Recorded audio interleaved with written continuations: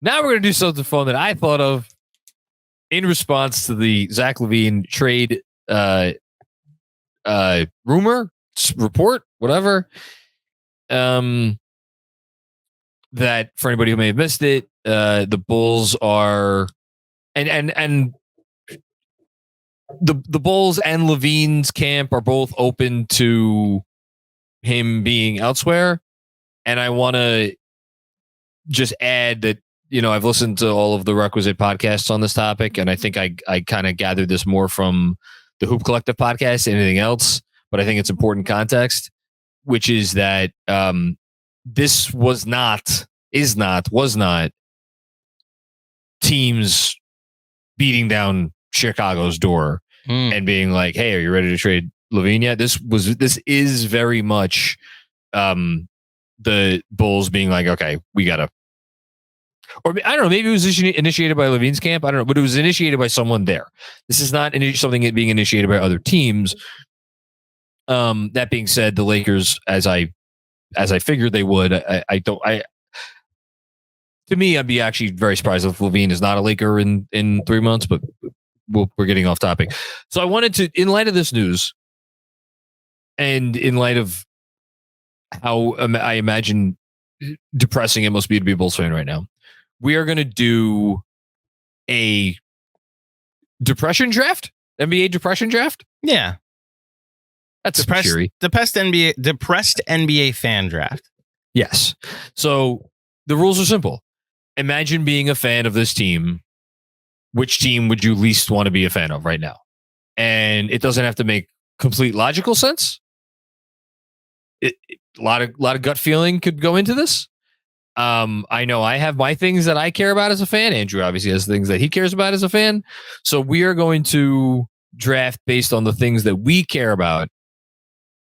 I will say I do look at getting the first pick in this draft a little bit like winning the LeBron or like AD lottery. Really? I mean, I thought of the draft. I mean, I don't know if I'm giving away too much, but like, there's a reason I thought of the draft because of what's going on in Chicago right now. Well, that may surprise you with who I go with as my first pick. Okay, let's do the way we normally do this and little game, a high card draw. I should get rid of the Joker that's in the deck, but I'm not gonna. So anyway, John's card is a king. Hey, John's gonna win because my card is a 4. So go ahead. Let's talk about the Chicago Bulls. So here's the thing. Usually when you have a team that goes for it and then decides that they can no longer go for it and they must pivot in some direction, you can start over pretty easily, right? And rebuild. Here are the issues. Again, going based on all the reporting and also just common sense, they're not going to get a lot for LaVine. Like, if it is the Lakers trade, they're going to get salary flotsam. They're not going to get Austin Reeves. That's not happening. They're going to get, Russell and Hachimura as salary. And then they're going to get the Lakers, 2030 first round pick. So your prize for Zach LaVine, who's like, I don't think he's made an all NBA team, but he's been on the cusp. He's made all-star teams. The whole thing. He's an efficient 25 a night for the last bunch of years of his career. Your prize is going to be probably one unprotected pick from a franchise that has had their ups and downs over the last 20 years, granted, but is arguably the most successful franchise in the history of the sport and always tends to figure things out, So you're essentially getting off of the contract. DeRozan is, I don't know how old DeMar DeRozan is, but he's getting older. He's an expiring contract. You're between a rock and a hard place with him because if you don't negotiate an extension, then you're liable to lose him for not very much in a sign and trade, or he just walks. And then you could re-up, but then you're paying a guy his age that, like, however much money you're going to pay him to keep him, he may not even want to stay. So there's that. Vooch has no value. None of their young players have much value. Like, could you get a first round pick for Patrick Williams right now? No. Maybe you get could you get a protected first from like a good team? Maybe. Why is a good team trading for I guess you're taking a flyer on a player.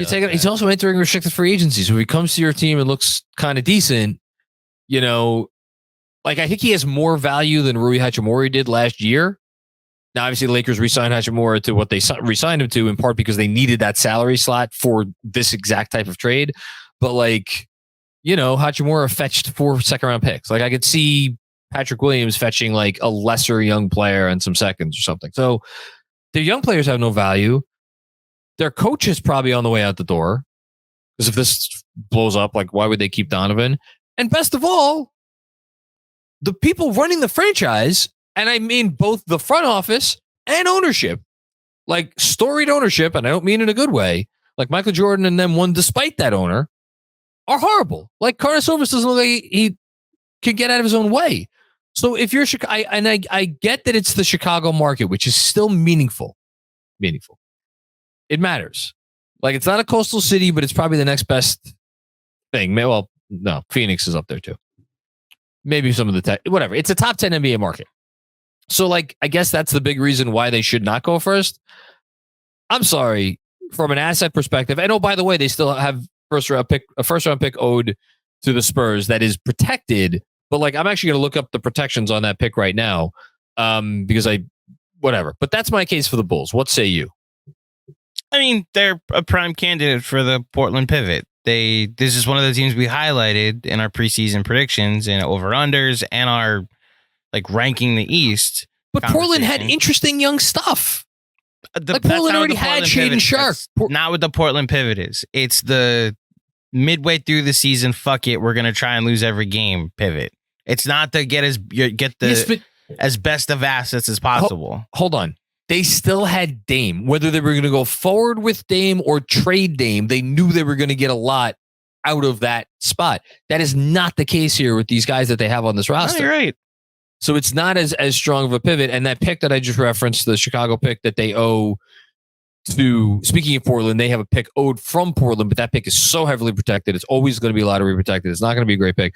The first round pick that they owe to San Antonio is top 10, top 8, starting next year.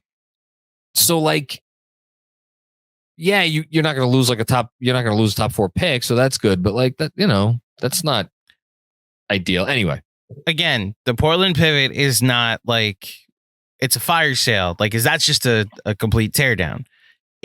We're already bad. Now let's commit to being ass, like the worst possible team, which is where I think they're headed. To your point, I don't know how much they're going to get back. I think their best asset is Alex Caruso. And he probably is. I think that's the team you're getting a first, like the Derek White comp of Derek White fetching a first for a while. I think Caruso's better. I don't think I don't think Caruso is going to get as much as White got. You don't think a team would give up a first and I don't know if a second first, but he's like, I understand like his low usage is part of his charm. He's like Josh Hart, but a shooter. He's 44% from 3 right now. I know, but what's his usage rate? It's not, again, it's Josh Hart low, but he's more willing. Look, Caruso's awesome. I don't think he's going to get as much. No, he might get a first. Like Hart got a first. Caruso might get a first. White got, I think, a first and like a future unprotected swap or like top 1 protected swap. That was a fucking haul. And a young player. I forget what young player it was, but it was I don't know, mildly interesting. Wasn't it Josh Richardson? No, that might have been Romeo. That was the salary. That was the salary that went back. Regardless, I'm with you that Chicago's a depressing situation right now. Probably deserves to be 1 or 2 in this draft. Who are you going with? So I'm a bit influenced by outside basketball circumstances in the conversation I just had with Richie Randall. Okay. So when you recognize that the Hornets kind of struck gold a couple of years ago and the Warriors passing on LaMelo Ball, and that led to 143 win season. And then the next year, Miles Bridges took a leap, and like they were very correct in letting Kemba walk. And you saw what happened to his knees. And they had Gordon Hayward, and they're this young team that's on the rise.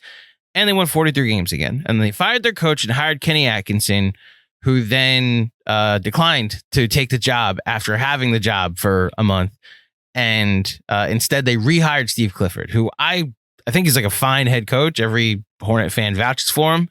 And since then, their young wing player that was like on his way to not a max, but like a very good contract, has not been able to see the court for reasons that do not pertain to basketball, and maybe should not see outside of a jail cell, if you believe the alleged reports coming out of Charlotte.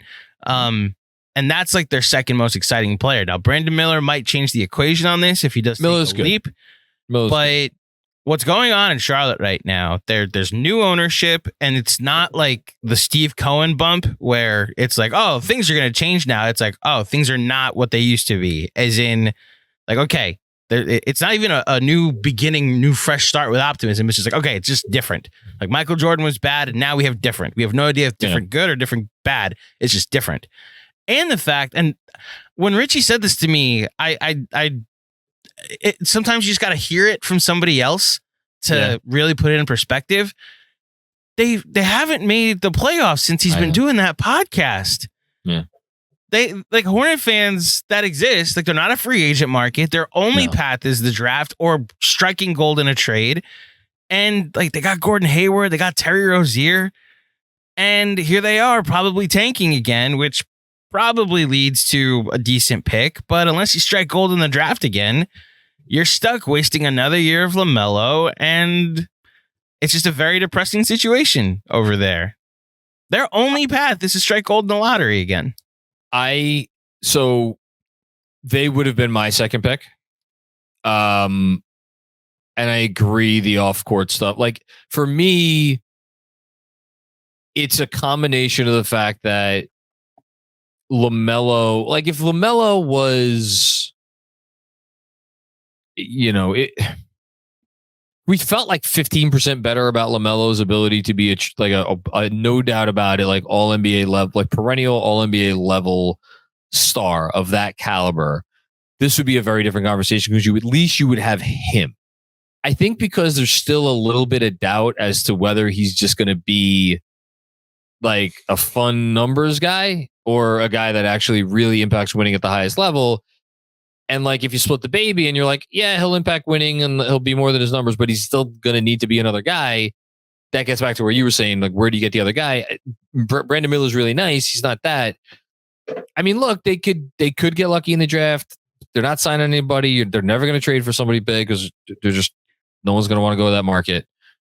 And it's just, and the reason I would have them too, we still don't know who's going to be making these decisions because the new ownership hasn't had a chance to hire new front office staff or a new coach yet, which is why they would be one spot below the team that I'm going to take next, which if you want to say anything else on Charlotte before I go. It's just, you said like, maybe they strike gold in the draft or they get somebody in the draft, like you said. John, their only choice is to get somebody in the draft. They're not I like Charlotte. That's the city I used to go to when I lived in Virginia, and like it's a taste of the big city life because it's this little patch in the middle of North Carolina that you get to go to and like go to a mall or go to a big building and you get to enjoy Charlotte for a weekend.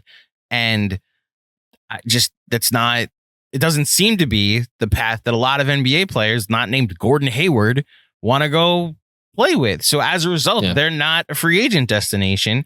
So their only real path is get lucky in the lottery and, strike gold. I don't think they're bad enough to be, where like the Pistons are right now and like you said with LaMelo, and I think this is where the Miles Bridges not talking about what's going on off the court. If he didn't have those issues and it was like, we have Bridges, we have LaMelo, we have, Brandon Miller, like we have a three now with just one more piece in the lottery. He doesn't need to strike gold. Maybe it's just like a two guard or a center and we're there. They could have been a quickly team if you wanted to put them in there, but no, they are a depressing fan base at the moment. They're a depressed fan base at the moment because of the depressing franchise and what they've put them through. Also, there's a factor like they lost their team. Like They were the Bobcats for a while because they were the Bobcats. The Hornets up and went to New Orleans, and that team got to watch Chris Paul make a second round. That team got to watch, or that fan base got to watch Anthony Davis. And while that didn't amount to anything, that team also got Zion in the lottery. And, that to me means something. Time well spent is a factor to me. And there's not been time well spent watching the Hornets.